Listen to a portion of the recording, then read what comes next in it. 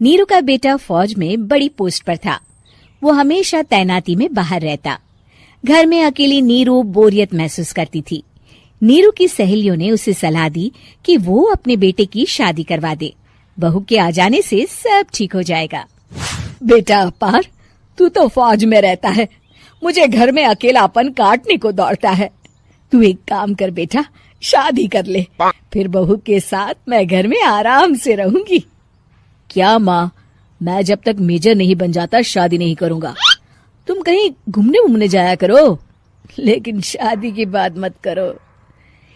इतना कहकर अपार वहां से चला जाता है, लेकिन जाते वक्त उसे माँ की भी चिंता रहती है। एक दिन दरवाजे की घंटी बजती है।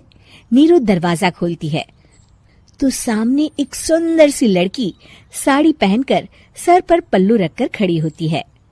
कौन हो तुम बेटा, और तुम्हें किसने भेजा है?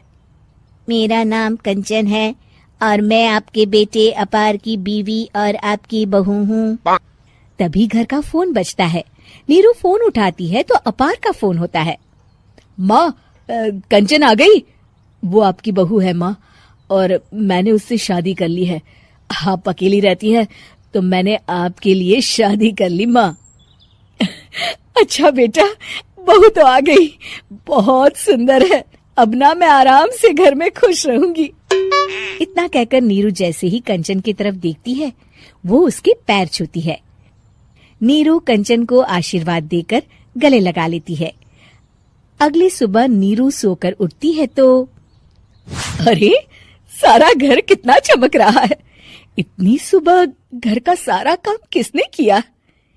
तभी कंचन हाथ में स्वादिष्ट नाश्ता और चाय लेकर आती है और टिपॉय पर रखकर कंचन के पैर छूती है। बहू को देखकर नीरू काफी खुश हो जाती है। वो कंचन से कहती है, कंचन बेटा, आज मेरे घर में किटी पार्टी है, तुम मेरी सहेलियों के लिए कुछ अच्छा बना लेना। माँ, मुझे अच्छा बनाना नहीं आता, आप बता दीजिए, मैं बना दूंगी। अरे मैं भी तो नहीं जानती। ऐसा कर, शाम को इटालियन खाना, सी फूड और हाँ, चाइनीज खाना बना लेना, ठीक है? कंचन नीरू की बात सुनकर खुश हो जाती है। हाँ माँ, मैं तो ये सब बना सकती हूँ, आप चिंता ना करें। शाम को नीरू की सहेलियां आती हैं, जहाँ कंचन अकेले बनाए स्वादिष्ट खाना बनाकर खिलाती है। वो सारी सफाई कर सबको खुश कर देती है। कंचन अंदर किचन में जाती है कि तभी नीरू की सहेली बोल पड़ती है। अरे नीरू, तेरी बहू तो बड़ी परफेक्ट है, तेरी हर बात मानती है और सारा काम भी अकेले करती है, तुझे शिकायत का मौका भी नहीं देती। लेकिन क्या फायदा, बेचारी नीरू का जीवन तो बहू के आने के बाद भी बोरिंग का बोरिंग ही रहा। क्यों, ऐसा क्यों बोल रही है? अब तो मेरे साथ मेरी बहू भी रहती है। हाँ, रहती तो है, लेकिन मैं ऐसी लड़कियों को बहुत अच्छे से जानती हूँ। ये सारे काम इसलिए करती है कि तुझे लड़ाई करने का कोई मौका ना मिले और तू फ्रस्ट्रेट हो जाए, समझी? नीरू भोली सूरत बनाकर कहती है, नहीं, मैं नहीं समझी।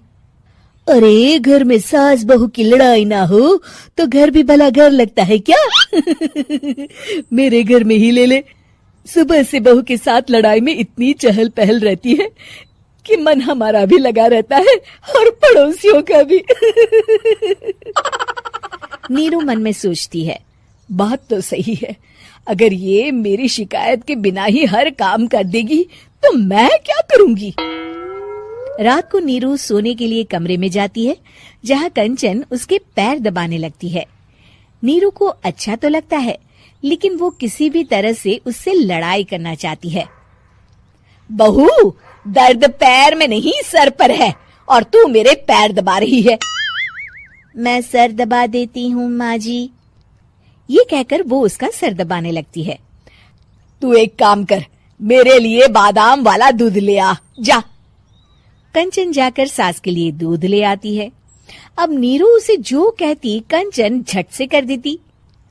बहू, जरा छत से जाले निकाल दे। जी माँ जी। कंचन 5 मिनट में ही पूरे घर के जाले साफ कर देती है। नीरू तो देखती की देखती ही रह जाती है। कमाल है, ये तो हर काम कर रही है। तरस गई मैं तो इससे लड़ाई करने को। इतना कह के नीरू चली जाती है। नीरू को एक दिन कंचन पर इतना गुस्सा आता है कि वो सोच लेती है आज तो उससे लड़कर ही रहेगी।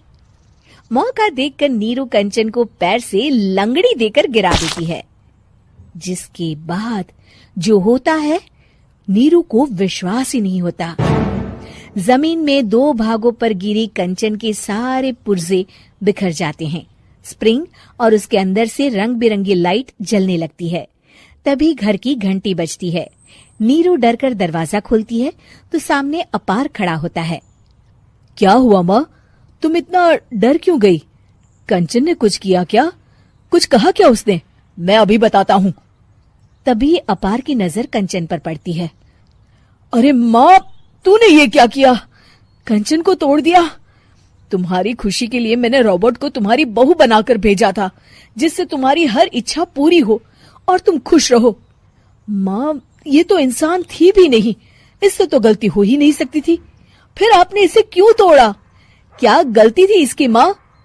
बेटा, इसकी सबसे बड़ी गलती ये थी कि ये इंसानों की तरह सास से लड़ाई नहीं करती थी। अपार माँ की बात सुनकर हैरान रह जाता है।